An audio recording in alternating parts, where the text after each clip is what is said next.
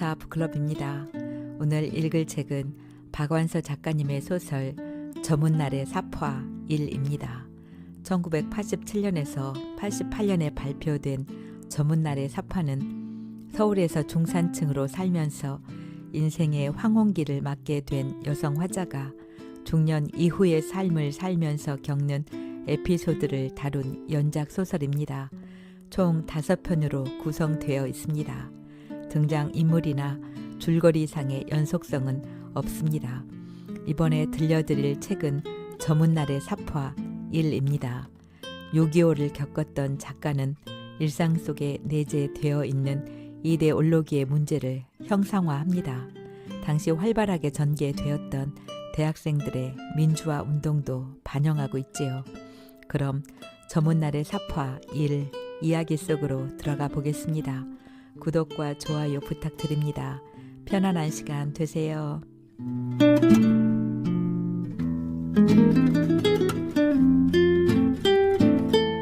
저문날의 사파 1 박완서. 성당 안은 텅 비어 있었다.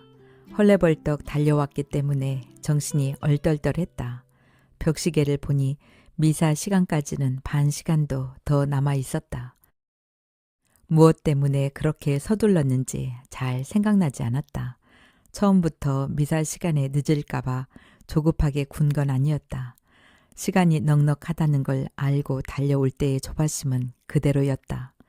일부러 일찍 온 신도들이 앞자리에 무릎 꿇고 열심히 기도하고 있는 모습이 보였다. 고백소에도 불이 켜져 있고 신도들이 줄을 서 차례를 기다리고 있었다. 나는 영세 받은 지 얼마 안 돼서 아직 고백 성사를 받은 적이 없었다. 예비자 교리를 받을 때 그 속에서 어떻게 해야 된다는 걸 배웠지만 잘 생각나지 않았다. 신부님하고 단둘이 말할 수 있고 어떤 말을 해도 비밀이 새어나갈 걸 염려 안 해도 된다는 것 정도를 알고 있을 뿐이었다. 신부님한테 할 얘기가 있어서 그렇게 서둘렀을지도 모른다는 생각이 들었다. 할 얘기라고 해도 좋고 불평이라고 해도 좋았다. 나는 고백소 앞으로 가서 줄을 섰다. 내 앞엔 3사람이 있었고 나하고 같은 연배의 중 늙은이들이었다. 한참 입심이 좋은 나이들이었다. 마냥 기다려야 될지도 모른다는 예감이 들었다. 기다리는 동안 내 바로 앞에 부인은 줄창 가늘게 떨고 있었다. 그 미세한 전율이 무엇 때문인지 짐작이 안 되는 채로 나는 약간 물러섰다. 올마 붙을 것 같아서 싫었다.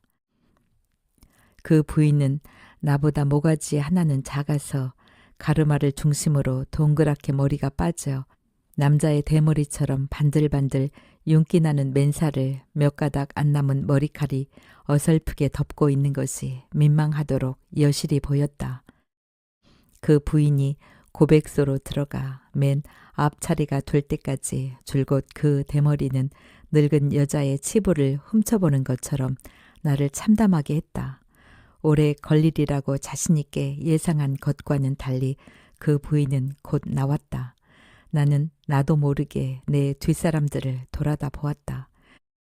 3사람이 더 서 있었고 그들의 무표정에 떠다 밀린 것처럼 나는 아무런 준비 없이 고백소 안에 들어서고 말았다. 꼭 공중전화 부스만한 넓이의 실내는 침침하고 형용할 수 없이 고즈넉했다. 기대와는 달리 신부님하고 마주 앉게 돼 있지 않았다. 신도는 무릎 꿇게 돼 있었고 신부님은 칸막이 저쪽에 계신 듯 했다. 나는 황급히 성호경을 외치만 그 소리의 떨림이 나이 것 같지 않아 낭패스러웠다. 신부님이 뭐라고 그러셨는지 내 가슴에 두근대는 소리가 하도 명료하게 들려 알아들을 수가 없었다. 고백을 재촉하는 말씀이려니 짐작될 뿐이다. 나는 먼저 처음 보는 고백 성사라는 걸 변명하듯 밝히고 나서 주님께서 정말 계신지 하루에도 몇 번씩 의심하고 또 자주 이웃을 미워하고 가족들을 속였다고 고백하고 용서를 빌었다. 나는 그런 소리를 내가 들어도 건성으로 들릴 만큼 빠르고 성의 없이 말했다. 내가 하고 싶은 말은 그게 아니었기 때문이었다. 나는 오늘 아침 내내 신부님한테 따지고 뭔가 환기시킬 게 있는 것처럼 여기고 있었다. 성당으로 달려올 때 같은 조바심이 가슴을 옥죄었다. 요 다음부터는 잘못을 그렇게 추상적으로 말하지 말고 하나하나 구체적으로 고백하도록 하라는 신부님의 훈계의 말씀이 들렸다. 신부님처럼 말인가요? 이렇게 말대답이 하고 싶어서 나는 입속이 탔다. 신부님의 강론은 언제나 신자들의 죄에 대해서였다. 어떤 것이 죄가 되고 어떤 것은 죄가 안 된다는 걸 일일이 구체적으로 예를 들어가며 쉽게 타이르셨는데 그런 일에다 죄라는 이름을 붙이는 게 과연 온당할까 의심스러울 만치 사소한 잘못들이었다.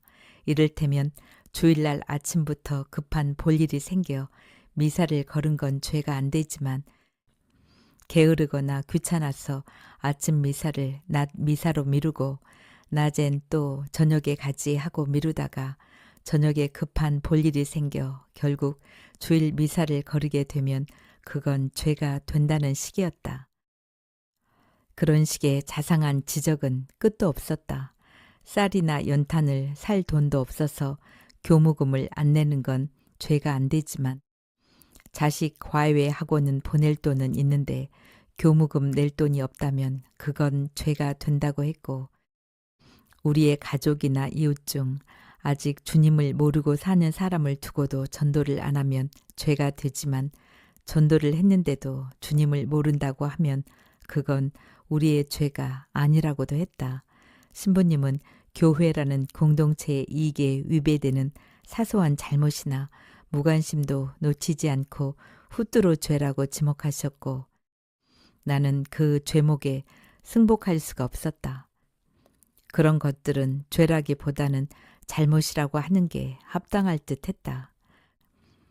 그렇다고 우리가 죄짓지 않고 산다고 생각하는 건 아니었다. 오히려 그 반대였다. 일상적인 잘못에다 일률적인 죄목을 붙여 끝도 없이 지적하는 강론을 들을 때마다 어찌 우리 죄를 그뿐이라 하십니까? 라고 반박하고 싶어 몸이 달곤 했다. 적어도 신부님쯤 되면 누구 눈에나 보이는 그런 잣달한 실수보다는 우리가 죄인 줄도 모르고 편히 몸담고 있는 크나큰 잘못, 진짜 죄에 대한 환기가 있어야 되지 않을까 바라고 있었다. 신앙의 초심자다운 순진한 바람일 수도 있었으나 벌써부터 냉담을 예비하며 구실을 찾는 심보인지도 몰랐다. 신부님이 주신 보석은 묵주 신공을 10번 바치는 거였다. 나도 성부와 성자와 성신의 이름으로 이 교우의 죄를 사하나이다 하는 신부님의 마지막 말씀을 듣고 고백소를 나왔다. 긴장해서 풀려난 때문인지 아까보다 훨씬 편해진 듯 했다. 그동안 미사 시간이 임박한 듯 성당 안은 거의 차 있었고 지금도 계속해서 모여들고 있었다. 나도 순백의 미사보로 머리를 가리고 다소곳이 뒷자리에 앉았다. 쏙쏙들이 편해진 건 아닌 듯 울고 싶게 막막하고 외로웠다. 오늘만은 신부님이 나의 근심과 잘못에 대해 언급하시려니 했는데 또 그냥 지나갔다. 오늘의 내 고통과 잘못을 우리들의 고통과 잘못으로 확대해서 풀이하고픈 내 기대는 서운케 무너졌다. 무턱대고 조바심 친 끝에 남은 것은 안타까움 뿐이었다. 밤에 딸 내외가 맡겨 놓았던 아이들을 데리러 왔다. 배낭을 맨 채 등산화 끈 풀기 귀찮다고 올라오지도 않고 현관에 섰다가 갔다. 저희 집보다 심심한지 평소보다 일찍 잠들었던 남매가 졸린 눈을 비비면서도 마다 않고 애미애비 손목을 잡고 비틀 걸음을 걷는 걸 나는 보이지 않을 때까지 배웅했다. 학교가 뭔지. 학교만 아니었으면 데리러 올 일도 없지만 그렇게 보내지도 않을 걸 하는 아쉬움을 이렇게 중얼거리면서 현관문을 들어 서렸는데 신장 위에 새빨간 단풍잎이 연나무장 흩어져 있었다. 딸 내외가 무심히 떨군 건지 일부러 놓고 간 건지 모르지만 점점이 떨어진 핏자국처럼 처연한 빛깔이었다. 나는 그 중에 몇 장을 골라 붓제살처럼 펴들고 안으로 들어왔다. 남편은 안방에다 텔레비전을 켜놓은 채 잠들어 있었다. 오그리고 자는 남편을 깨워 잠자리를 봐주면서 아이들한테 뭘 더 껴입혀 보낼 걸 감기나 들면 어쩌나 걱정이 되었다. 일개 해설자는 내 속을 들여다본 것처럼 일교차가 심하니 감기 조심하라고 말하고 들어갔다. 딸 내외는 둘 다 등산을 좋아하긴 하지만 둘이서만 근교의 산을 즐기는 정도지 전문적인 산악인은 아니니까 올해 마지막 등산이 될 듯했다. 어제 아이들을 맡기면서 저희들 입으로도 그와 비슷한 말을 했었다. 단풍을 따라 남단까지 내려갔다 오려니 부득이 1박을 하게 되었노라고. 아직도 그렇게 고운 단풍이 남아있는 데는 남단 어디쯤일까? 나는 그걸 미처 묻지 못했고 그 애들도 그걸 밝히지 않았다. 딸내는 가까운 아파트 단지에 살기 때문에 걸핏하면 아이들을 맡겼지만 재우기까지 하는 일은 어쩌다가 있었다. 동냥자루 두루 달랜다더니 나는 이렇게 소리내어 중얼대며 집안을 휘둘러 보았다. 아이들이 다녀간 후는 언제나 그렇듯이 무엇 하나 제자리에 제대로 놓여 있는 게 없었다. 남편 들으라고 한 소리인데도 안방에선 아무런 기척도 없었다. 동냥 자루 메고 다니는 거렁뱅이한테 애 보기를 시켰더니 처음엔 빌어먹는 것보다는 얼마나 좋으냐고 감지덕지 하더니 사흘이 못돼 동냥자루 도로 달래가지고 떠났다는 옛날 얘기가 있다. 나는 그 얘기에 빗대서 애 보기의 신역이 얼마나 고되다는 푸념을 하기를 잘했고 남편은 그 소리를 제일 듣기 싫어했다. 예, 그것도 말이라고. 천금 같은 손주 보는 일을 어디다 못 갖다 댔어. 하필 동냥질에다 갖다 대남? 가래 끓는 소리로 이렇게 역정을 내기를 나는 우두커니 기다렸다. 남편은 깊이 잠들었나 보다. 아이들이 떠나고 난 후에 정적에는 스산함이 스며 있어 나는 추위 타듯이 어깨를 웅숭거렸다. 그리고 제자리를 벗어나 흩어지고 곤두선 잣달한 장식품과 일용 자파들을 제자리에 끼워 맞추면서 크레용 토막, 꽃빈, 조립하다만 로켓, 반도 안 짜내고 굳어버린 접착제 튜브 등 아이들이 떨구고 간 것들을 따로 모았다. 그런 하찮은 것들, 10중 8구는 다시 찾지 않을 것들을 일일이 챙길 때마다 나는 달아나는 아이의 덜미를 붙잡았을 때처럼 가슴 가득히 아이의 체온을 느꼈다. 마지막으로 바닥에 모래 흙을 쓸어냈다. 아이들은 수없이 들락거렸고 그때마다 접은 바지단 속으로 하나 가득 모래 흙을 담아들였다. 그때그때 현관에서 털고 들어오도록 일렀건만도 모래 흙은 구석구석에 공기처럼 스며 있었다. 나는 중늙은이 특유의 결벽성으로 그것들을 꼼꼼하게 쓸고 닦았다. 그래도 부족해 해마다 니스치를 새로 해서 좋은 거울처럼 잘 비치는 마루 바닥을 손바닥으로 핥듯이 쓸어 보았다. 무슨 일이든지 완벽하게 끝낸다는 건 결코 좋은 일이 못 되었다. 문득 맥이 빠지면서 어쩌나 싶은 느낌에 사로잡혔다. 어떤 일이고 완벽하게 끝냈을 때처럼 그 일의 무의미함이 노골적으로 드러날 적도 없다는 생각을 간간히 하게 된 것은 최근의 일인 듯 했다.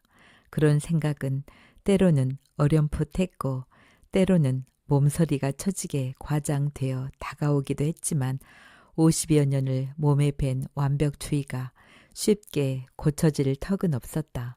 그렇다고 그런 생각이 저절로 사그라질 것 같지도 않았다. 내 속으로 낳은 딸들도 내 결벽증과 완벽주의를 별로 좋아하지 않았다. 딸들이 기분 내키는 대로 사입은 기성복의 단추나 단은 나보기엔 늘 미심쩍게 마련이어서 벗으라고 해서 일일이 손을 봐주고 나면 그 꼼꼼한 솜씨에 질린 딸들이 한다는 소리는 으레 우리 엄마는 100살은 사시겠네 였다.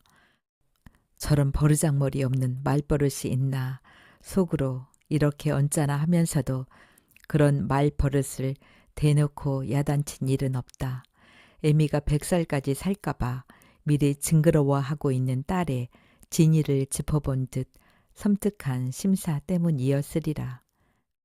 정말 100살까지 살면 어떡하나 맥없이 앉았다 말고 그런 생각이 들자 누구에게 유세하려는 엄살이나 응석이 아니라 정말 마음으로부터 그게 싫어져서 채머리를 흔들었다. 그리고 갈증처럼 다급하게 기도가 하고 싶어졌다.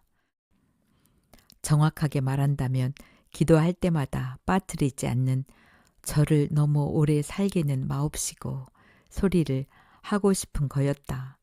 오랫동안 방심해 있다가 정신을 차린 것처럼 오늘 낮에 신부님으로부터 보석으로 받은 묵주 신공 10번이 생각났다. 마루는 너무 넓고 번들거렸다. 나는 기도가 즉각 반사될 것 같은 번들거림이 불안해서 허청허청 마루를 건넜다. 큰딸의 공부방이었던 건넌방은 지금은 남편의 서재였다. 말이 좋아 서재지 장서는 빈약했고 전문적이지도 장식적이지도 않았다. 딸의 나이 따라 열심히 들여놓아준 전집들이 세계 명작 동화로부터 문학, 역사, 관계, 전집류까지 손때보다는 세월의 때에 곱게 찌든 채 간간히 이가 빠지긴 했지만 고스란히 남아있었고 딸이 직접 샀음직한 릴케, 니체, 헤세의 책들도 딸의 정신에 영향을 미쳤다기보다는 지적 허영심이나 채우다 말았음이 역력했다. 오래된 리본이나 포장처럼 사용의 흔적 없이 그냥 바래 보였다. 남편의 책이라곤 일본 말로 된 삼국지와 어쩌다 사놓은 종합지가 몇 권 있을 뿐이었다. 그래도 남편은 친한 친구가 오면 우리 서재에서 바둑이나 한판 두세 하기도 했고 여보 서재에서 술 한잔 하게 해줘 하기도 했다. 그래서 그 방은 남편의 서재였다. 나는 그 방에 남아있는 딸의 의자에 앉았다. 딸이 시험 공부할 때 피곤을 덜 나고 사준 의자는 푹신하고 뱅글뱅글 도는 회전 의자였다. 묵주의 기도 10번은 너무 지루했다. 나는 내가 그 기도를 바침으로써 용서받고자 하는 잘못이 무엇이었던가를 골똘히 생각하느라 자주 기도문을 놓치고 헷갈렸다. 그러다가 나도 모르게 전도서의 첫 구절을 외고 있었다. 헛되고 헛되다. 세상 만사 헛되다. 사람이 하늘 아래서 아무리 수고한들 무슨 보람이 있으랴. 한 세대가 가면 한 세대가 오지만 이 땅은 영원히 그대로이다. 떴다 지는 해는 다시 떴던 곳으로 숨가삐 치고 남쪽으로 불어갔다 북쪽으로 돌아오는 바람은 돌고 돌아 제자리로 돌아온다. 모든 강이 바다로 흘러드는데 바다는 넘치는 일이 없구나. 강물은 떠났던 곳으로 돌아가서 다시 흘러내리는 것을. 세상 만사 속절없어 무엇이라 말할 길 없구나. 아무리 보아도 보고 싶은 대로 보는 수가 없고 아무리 들어도 듣고 싶은 대로 듣는 수가 없다. 지금 있는 것은 언젠가 있었던 것이요. 지금 생긴 일은 언젠가 있었던 일이라 하늘 아래 새 것이 있을 리 없다. 전도서도 그 이상 외지 못했다. 지금 있는 것은 언젠가 있었던 것이요. 지금 생긴 일은 언젠가 있었던 일이라 하늘 아래 새 것이 있을 리 없다는 대목만 몇 번 되풀이하는 사이에 어젯밤부터의 조바심으로부터 조금씩 풀려나는 듯한 느낌을 맛보았다. 너만 그런 게 아니야. 남들도 다 그렇게 해왔다는 위로처럼 확실하고 참담한 위안은 없다. 꼭 외고 있어야 하는 기도문도 제대로 못 외는 주제에 전도서의 그 대목만은 노력하지 않고 쉽게 외울 수 있었던 것은 학교 시절 암기 과목은 싫어하면서도 읽어 마음에 드는 시만 있으면 곧 외울 수 있었던 소질과 관계가 있는지도 몰랐다. 왜 그 대목이 마음에 들었을까? 세상은 새록새록 새로워지고 있었다. 아직 생존에 계신 친정어머니는 팔순을 바라보시건만도 세상 변화를 어린애처럼 즐거워하시면서 100살을 살아도 죽을 때는 억울할 것 같다고 한탄을 하신다. 그런데 내가 직접 해내는 나의 일상은 그렇지가 않았다. 수없이 떴다 풀었다 다시 뜨는 낡은 실이 몇 가닥씩 어떤 때는 온통 끼어들곤 했다. 그건 매우 기이하고 기분 나쁜 느낌이었다. 곧 그 기이함조차 처음 인식했을 때의 낯설음이 바래고 익숙하고 낡은 실이 되리라. 예전에도 수없이 저질렀음직한 잘못과 어리석은 짓, 헛된 욕망에 되풀이는 사는 걸 쉽고 익숙하게도 했지만 때로는 비명을 지르고 싶도록 진부하고 무의미하게도 했다. 이제 그만 아이들을 재우도록 해요. 텔레비전 화면에 착한 아이가 나와서 이 닦고 세수하고 잠옷 갈아입고 안녕히 주무시라고 인사를 하자마자 남편은 이렇게 나에게 채근했다. 아이들의 눈은 아직 초롱초롱했다. 더군다나 로켓 조립이 거의 완성 직전이었다. 계집애는 오빠 옆에 바싹 붙어앉아 접착제 튜브를 아껴가며 조금씩 짜주고 있었고 사내 녀석은 가느다란 나무 젓가락 끝에 그걸 묻혀서 로켓에 날개를 붙이고 있었다. 계집애는 선망과 찬탄으로 사내 녀석은 몰입과 자신감으로 둘 다 발간이 상기에 있었고 숨결이 할딱이고 있었다. 로켓은 거의 다 돼가고 있었다. 그때가 조립식 장난감의 전성시대였다. 완성되자마자 그것은 방치되고 그리고 잊혀졌다. 아마도 아이들의 꿈에서나마 그게 땅을 박차고 비상하는 일은 일어나지 않으리라. 아이들한테 조립식 장난감 좀 작작 사주어라. 낭비벽 생길까 겁난다. 고 나는 기회 있을 때마다 딸에게 말해왔지만 딸의 대답은 한결 같았다. 어머니도 참, 조립은 가지고 놀라는 장난감이 아니라 만들면서 놀라는 장난감이에요. 만들고 나면 끝이라니까요. 보고 있자니 그 말이 이해가 되었다. 어린 남매의 몰입과 협동은 볼수록 대견했다. 공장에서 완성된 전지약이나 태엽으로 구르고 나는 비싼 장난감보다 훨씬 교육적 효과가 높은 장난감이다 싶었다. 고지식한 남편은 아이들에게 텔레비전 속의 착한 아이를 즉시 본받도록 하지 않는 내가 아직도 못마땅한지 눈매가 곱지 않았다. 분합문이 흔들리면서 커튼이 부풀었다. 커튼을 젖혀보니 분합문이 반 뼘쯤 열려 있었다. 밤바람은 찼고 먼 허공에서 휘파람 소리를 내고 있었다. 밤 사이에 더 추워지지나 말았으면 좋으련만 나는 아무리 남쪽이라지만 일기가 변덕스러울 때 등산을 간 딸 내외가 걱정이 돼서 일기예보를 기다렸다. 착한 아이는 들어가고 뉴스 시간이었다. K대학에서 농성하고 있던 대학생들이 연행되고 있었다. 얼굴이 검게 탄 학생의 얼굴이 클로즈업 되자 손녀가 무섭다고 말하면서 다가왔다. 그새 로켓은 완성되어 저만치 나동그라져 있었다. 병신, 저까짓 게 뭐가 무서워? 손자는 로켓을 조립할 때의 우월감을 곧장 화면으로 끌고 올 수 있는 기회다 싶었는지 필요 이상으로 똑똑히 화면을 바라보면서 가슴을 폈다. 안 돼. 보면 안 돼. 나는 겨드랑이 밑으로 아이들의 머리통을 끌어안아 눈을 가려주면서 다급하게 소리쳤다. 그러게, 내 뭘 했어. 진작 재우라니까. 남편의 험악하게 부릅뜬 눈과 마주쳤다. 남편도 같은 생각을 하고 있다는 걸 알아차리자 어쩔 수 없는 심술과 혐오감이 복받쳤다. 손녀는 어른들의 심상치 않은 기색에 놀라 더욱 떨며 몸을 오그렸지만 손자는 안 무섭다고 반항했다. 손자는 특히 영택이를 따랐었다.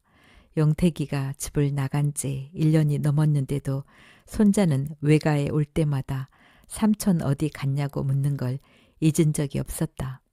한 번은 온데간데 없어진 손자를 찾아 헤매다가 영택이가 거처하던 지하에서 올라오는 것과 부딪힌 적도 있었다. 거기 못하러 내려갔었느냐는 내 물음에 손자는 이렇게 대답했다. 할머니 미워. 영택이 삼촌방은 더럽고 냄새도 나빠. 그러니까 삼촌이 도망가 버렸잖아. 아이는 탄환처럼 온몸으로 격앙해서 나를 비난했다. 그 애는 벌써 국민학생이었다. 사람과 사람과의 관계 속의 비밀을 감지할 수 있는 나이가 돼 있었다. 그러나 모르는 게 더 많았다. 내가 영택이를 구박한 건 사실이나 어디까지나 마음속으로였지 지하실을 쓰게 할 만큼 드러내놓고 하진 않았다. 그 지하실에는 연탄광과 보일러실과 꽤 큰 방이 하나 있었다. 집장수가 그렇게 지어놓은 걸 샀다 뿐 그 방에서 사람이 살 수 있다고 생각하진 않았다.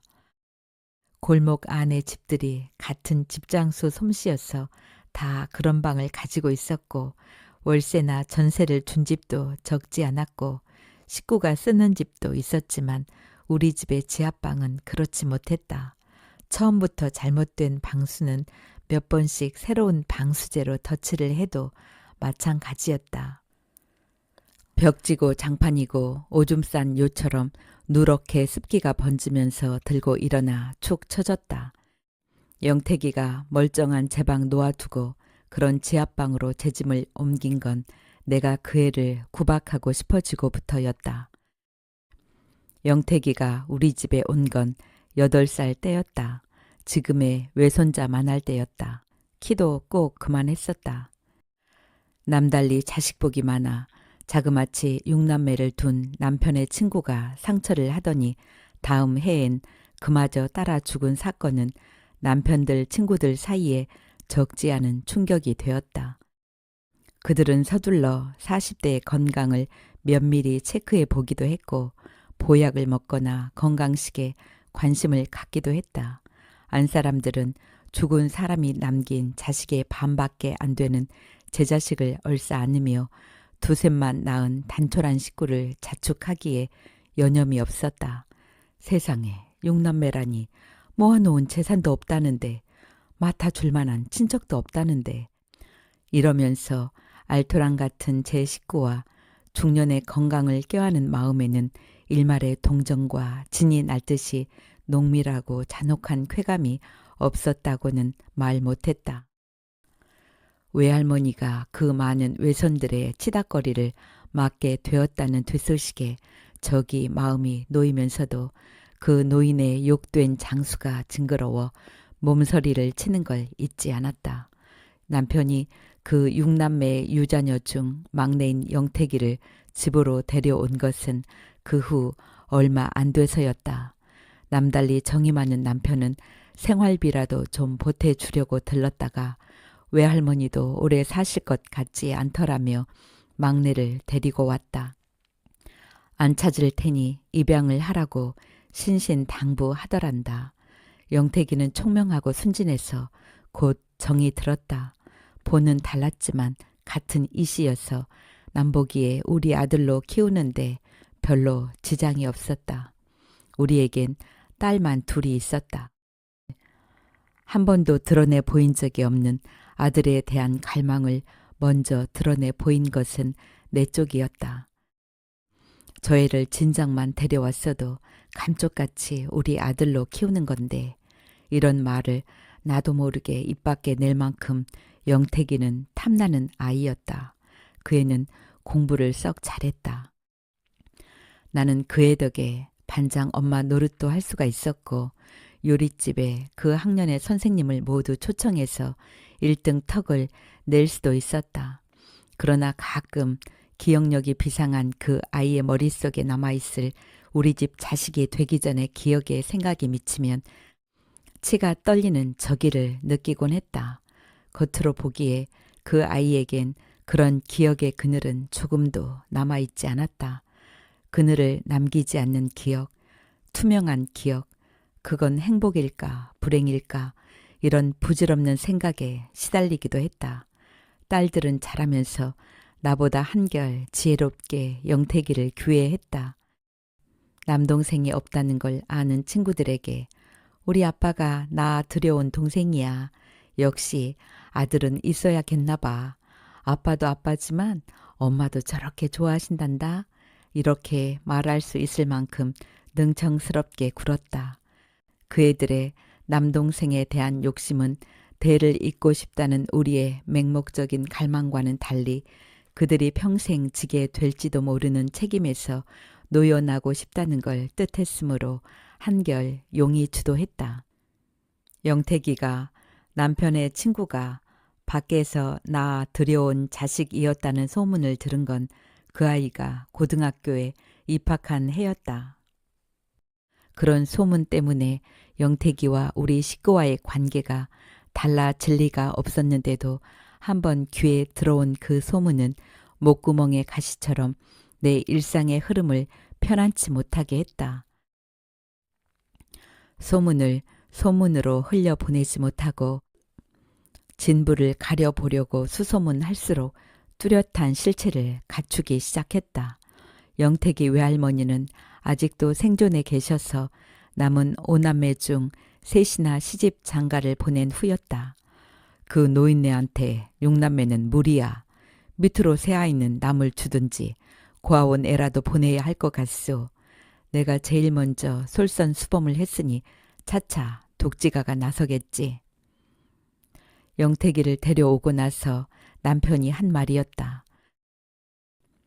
그러나 그 노인은 악착같이 5남매를 다 기르면서도 내친 막내를 한 번도 찾은 일이 없었다.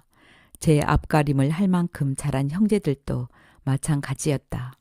아무리 영택이를 내칠 때 그렇게 약속이 돼 있다고는 하나 제 딸의 배를 빌리지 않은 외손자, 배가 다른 형제간이 아니고서는 설명이 안 되는 냉혹함이 아닌가. 그러고 보니 원남매의 자식복에다 하나를 더 보탠 영택이가 그 집안에 얼마나 큰 화근이 되었던가를 생각하면 그동안 그 아이한테 드린 나의 정까지 중년에 헛디딘 하룻밤 치정처럼 수치스럽게 식어지곤 했다. 내가 아는 6남매 어머니는 40대 초반에 이미 얼굴이 노인 반점으로 충충하게 얼룩져 있었다. 간암으로 죽고 나자 어쩐지 간이 나쁜 안색이었다고 쉽사리 해명이 됐던 걸 다시 수정하려 들었다. 넉넉지 못한 살림에 5남매씩이나 낳아 기르느라 배가죽이 터져 주글주글 겹겹의 주름으로 늘어지고 가슴은 늑골에 술을 헤일 만큼 말라붙은 조강지처에게서 채워지지 않는 욕정을 함부로 흩뿌리고 다니다가 또 하나의 아이를 만든 짐승 같은 남자 때문에 그 여자가 맛보았을 절망과 증오는 어떠한 것이었을까. 그건 아무로라도 피어나지 않으면 다스릴 길 없는 지독한 원한이었으리라. 그 여자의 죽음도 참혹했지만 그 여자의 복수 또한 참혹했다. 그 짐승 같은 남자는 아내가 죽고 나서 1년도 더 살지 못했으니까. 나는 그 연쇄적인 죽음 끝에 추처럼 달린 게 영택이라고 생각했고 피가 차갑게 굳는 듯한 두려움을 맛보곤 했다. 내 딸들이 바야흐로 꽃처럼 피어나 혼기를 맞을 무렵이었다. 나는 영택이가 딸들의 장래에 해코지나 하지 않을까 전전긍긍했고 그를 식구로 받아들인 걸 후회했다. 내가 영택이를 밀어낼수록 남편은 그를 측은해하며 보듬어 안으려는 게 보이는 듯 했다. 영택이가 좋은 대학에 무난히 합격하던 해 여름이었던가. 텔레비전으로 야구 중계를 볼 때마다 눈꼴이 시도록 죽이 잘 맞던 그들이 결승전 때는 경기장에 같이 가자고 약속을 하는 것 같았다. 결승전은 연장전까지 가 밤늦게 끝났다. 우승한 쪽의 코치와 홈런을 친 선수를 행가래 치는 것까지 보고 나서도 1시간이 넘도록 그들은 돌아오지 않았다. 몇 대 몇으로 어느 쪽이 이길까 내기를 거는 것 같더니 진 쪽에서 한 잔 사는 게 아닐까. 친한 부자지간에나 가능한 그런 활기 넘치는 친화의 관계가 나에겐 견디기 어려운 통증을 일으켰다. 마치 의심할 여지 없이 외도에서 돌아오는 남편을 기다리는 헐벗은 심정으로 나는 자정이 넘도록 대문 소리에 온 신경을 곤두세웠다. 아니나 다를까 그들은 알맞게 취해서 떠들썩하게 돌아왔다. 귀에 익은 야구 선수들 이름을 종횡무진으로 들먹이면서 그들은 어깨 동무를 하고 있었다. 취중에도 내 뾰족한 시선이 심상치 않았던지 영택이는 여롭게 웃으면서 그의 어깨를 감싼 남편의 팔을 슬그머니 풀었지만 남편은 좀 더 취해 있었는지 그만한 눈치도 없었다. 왜? 당신 우리 부자가 죽이 맞는 게 셈이 나나 보군. 으하하하. 나는 오늘 기분 좋았다고. 아들이 좋긴 좋아. 역시 아들은 있어야겠더구만. 통하는 게 있거든. 그런 모욕적인 언사보다 더 충격적이었던 건 그들이 취기보다 훨씬 확실하고 농밀하게 내뿜는 부자다움이었다. 그지없이 행복해 보이는 친화감이었다. 얼핏 마가 끼듯이 순간적으로 날렵하게 영택이가 남편의 진짜 아들일지도 모른다는 생각이 들었다.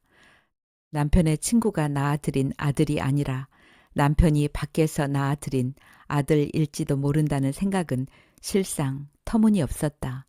아무리 뛰어난 상상력으로도 이치에 맞게 뜯어 맞출 수가 없었다. 그러나 내가 눈에 쌍심지를 돋우고 그들의 부자다움을 지켜보는 동안 그건 피할 수 없는 사실이었다. 영택이는 당신 아들이죠. 그쵸? 그쵸? 그쵸? 이렇게 미친 듯이 날뛰면 남편은 억지 좀 작작 부릴 수 없냐고 가래 끓는 소리로 나무라고 나서 낭패스러운 듯 어깨를 축 늘어뜨렸다.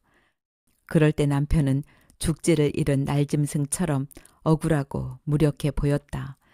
그러나 나는 그렇게라도 해서 영택이를 남편으로부터 조금씩 밀어내야만 했다. 그들이 드러내놓고 다정하게 굴 적만이 아니라 은근히 통하는 것처럼 보일 적에도 나는 어김없이 남편을 들볶았다. 영택이는 당신 아들이죠. 그쵸? 그쵸? 도대체 어느 년하고 눈이 맞아 걔를 낳았죠? 대란 말이에요. 점점 사설이 길어지고 수법도 악랄해졌다. 낮에 있었던 사소한 눈짓이나 부드러운 말 한마디도 놓치지 않고 챙겨두었다가 밤에 곤히 잠든 남편의 어깨를 미친 듯이 흔들어 깨워 들볶을 꼬투리로 삼곤 했다. 당신은 제정신이 아니야. 처음부터 변명의 가치조차 없는 억지이기도 했지만 남편은 변명하기를 단념하고 어떡하든지 나를 덧들이지 않으려고만 했다. 나를 덧들이지 않는 방법은 간단했다. 남편과 영택이 사이는 하루하루 서먹서먹해졌다. 아, 거기까지만 영택이를 몰아붙였으면 좋았을 것을. 그 무렵이었다. 영택이가 2층 다락방으로부터 지하실로 내려간 것은 그전서부터 보일러의 연탄을 가는 일을 그가 자청해서 하고 있었기 때문에 지하실의 출입도 그의 전담이었다. 들락거리며 아직 안 가신 개구쟁이적 호기심으로 그 동굴 같은 지하방에 눈독을 들였을 뿐 아니라 하나 둘 은밀하게 예비를 했으리라. 친구들이 한때 몰려와 도배를 한다고 법석을 떨고 간 다음 날 영택이는 나하고 누나들을 집들이에 초대했다. 나는 교활하고도 용이 주도하게 남편과 영택이 사이만 이간질했을 뿐 나하고는 예전과 다름없이 흔연한 관계를 유지하고 있었다. 친구들도 10명 가까이나 와 있었다. 어느 틈에 짐도 다 옮겨 지하실은 아늑하고 오붓하게 신혼 살림을 시작해도 좋을 만큼 정결하고 오밀조밀하게 꾸며져 있었다. 을씨년스럽거나 구질구질한 구석은 조금도 없었다. 도배만 했다고 당장에 그런 기분이 나는 건 아닐 것이다. 애정과 잔손이 조금씩 조금씩 그곳을 그렇게 변화시키고 길 들였음직했다. 나는 영택이와 그의 친구들이 권하는 대로 막걸리도 찔끔찔끔 마셨고 족발도 널름널름 집어 먹었다. 새우깡하고 귤도 있었다. 그의 친구들은 잘 웃고 떠들었지만 나는 그들의 농담을 반도 못 알아들었다. 그들은 하나같이 무례했지만 그 중에는 부끄럼을 타는 아이도 있었고 귀티나는 아이도 있었다. 그들은 영택이를 따라 조금도 구김살 없이 나를 어머니라고 불렀다. 하긴 시장의 과일 장수나 생선 장수도 손님에게 아주머니나 할머니 대신 어머니라고 너스레를 떠는 세상이니까. 그렇게 흔한 어머니 소리것만 범 강달장이 같은 인류 대학생들한테 듣는 맛은 또 달랐다. 입에서보다 속에서 훨씬 더 독한 막걸리 탓도 있었겠지만 나는 맥없이 감동해서 남편이 영택이하고 어깨 동무하고 야구 구경 갔다 오면서 왜 그렇게 행복해 했나까지를 소급해서 이해하려 들었다. 내가 좀 해롱해롱했던지 저희끼리 더 질탕하게 놀고 싶었던지 영택이는 나를 부축해 일으키면서 어머닌 이제 그만 올라가셔야겠어요 했다. 그래 늙은이가 주책이야. 진작 자리를 비켜줄 일이지. 이러면서 일어서서 몇 발짝 떼다 말고 나는 돌아섰다. 몽롱하고 빙글빙글 도는 듯한 취중에도 분명히 짚고 넘어가야 할 게 생각났기 때문이었다. 이건 내 집이야. 그렇게 말하고 싶었다. 아니, 선언하고 싶었다. 내 집을 무단히 점거당한 것 같은 느낌 때문이었다. 취중에도 그런 느낌은 감겨오는 젖은 수건의 감촉처럼 섬뜩하고 불쾌했다. 나는 그 말을 몇 번씩이나 했지만 저희끼리 웃고 떠드는 소리에 묻혀버리고 말았다. 그때의 내 느낌은 옳았다. 그날부터 지하실은 영택이가 아닌 그들 모두의 차지였다. 지하실은 현관문을 통과하지 않고도 드나들 수 있게 돼 있었다. 그들은 한꺼번에 우르르 몰려 나갔다가 몰려 들어오기도 했고 한 사람 두 사람 모래처럼 조용히 스며 들어오기도 했다. 큰일 났어요. 영택이가 못된 친구들과 못된 짓을 꾸미고 있는 것 같아요. 나는 잠자리에서 남편에게 겁먹은 소리로 속삭였다. 그건 이간질도 음해도 아닌 마음으로부터 우러나는 근심이었다. 남편은 대꾸 없이 줄담배를 피웠다. 나는 우리 집 지하에서 절대로 해서는 안 되는 악이 땅속 깊이 뿌리를 박고 가닥가닥 무성하고 극성스럽게 퍼지는 걸 유리병에서 기르는 둥근 파 뿌리를 보듯이 명료하게 보는 것처럼 느꼈다.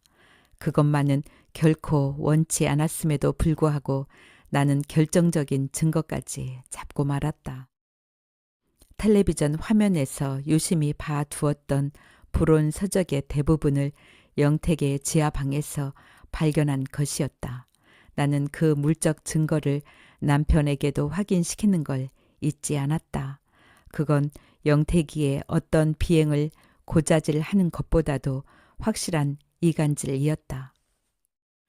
정부를 비난하는 논조가 강한 신문을 구독하는 것조차 공무원 신분에 어긋난다고 믿을 만큼 고지식하고 융통성 없는 남편의 얼굴에서 헬쓱하게 핏기가 가셨다.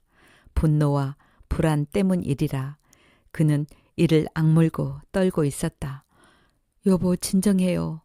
그러면서도 내심 나는 마침내 영택이를 제기불능으로 몰아붙였다는 잔혹한 쾌감을 맛보고 있었다. 집안에서조차 그 이상 가는 방법은 없었다. 그날 남편은 영택이가 들어올 때까지 기다렸다가 그가 보는 앞에서 그 온당치 못한 책에 불을 싸지르며 떨리는 소리로 말했다. 못된 놈 같으니라고. 이게 고작 너를 길러주고 공부시켜준 은인한테 할 짓이냐? 천하에 배은 망덕한 놈. 썩 나가지 못할까? 꼴도 보기 싫다. 영택이는 정말 나갔다. 정말 나가리라고까지는 생각 안 했는지 남편은 가끔 남의 자식 기르고 난 뒤끝에 허망함을 한탄하며 한숨을 짓곤 했다. 영택이는 그렇게 쉽게 뛰쳐나갈 때와는 달리 나중엔 잘못했다고 빌러도 왔고 설이나 추석을 쇠로도 왔다. 전화로 묻는 안부도 예의 바르고 다정했다. 그러나 다시 들어올 것 같진 않았고 그건 우리도 원하는 바가 아니었다. 그를 내치고 나서도 행여나 그가 못된 일에 연루되어 우리에게 화를 끼칠까봐 전전긍긍하는 것만도 못할 노릇이었다. 그 후 지하실의 벽지는 다시 눅눅하게 처지고 시커멓게 곰팡이가 슬었고 사람이 한번 살고 간 찌꺼기엔 쥐가 극성맞게 들끓었다. 다만 아이들만이 영택이에 대한 좋은 기억을 가지고 있었다. 같이 살지도 않았건만 외손자들은 외삼촌이라고 부르며 따르던 영택이 없는 외가를 재미없어 하고 외삼촌이 돌아와도 살 수 있을 것 같지 않게 망가지고 더럽혀진 지하방을 보고는 다부지게 항의도 할 줄 알았다. 이번 K대학 농성 사건엔 꼭 영택이가 끼어 있을 것 같았다.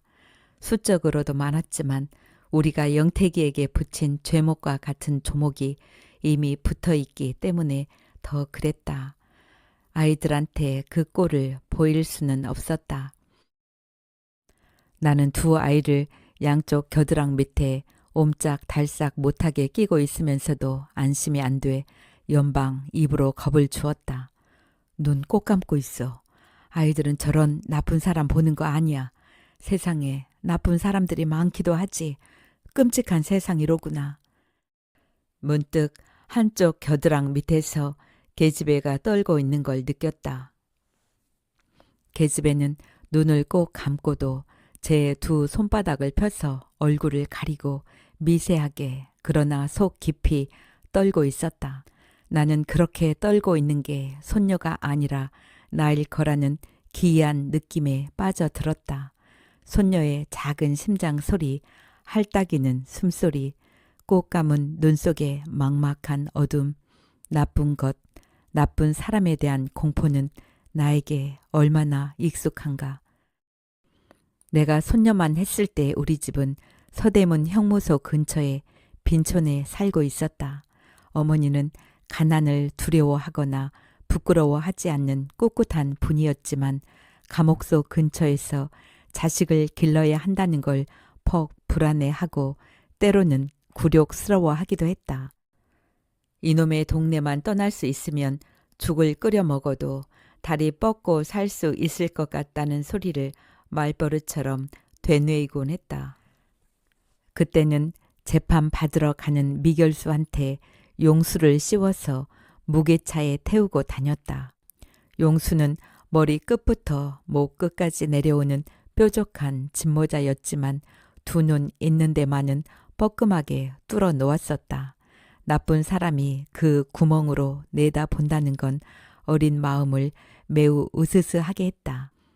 자다가 가끔 가위를 눌릴 만큼 구멍 속의 시선은 악을 농축한 그 무엇이었다.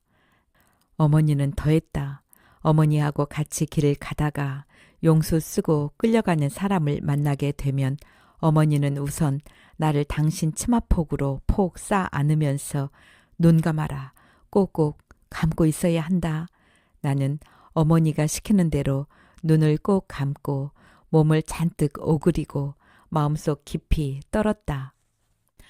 그때 어머니는 나쁜 사람이 한번 눈독을 들이면 곧장 악에 물든다는 미신적인 공포감을 갖고 계셨던 듯하다. 그 후 철이 들고 나서 그 미결수들은 나중에 무죄가 판명되어 풀려나는 수도 있고 또 독립투사도 얼마든지 섞여 있을 수 있다는 걸 알게 되었다.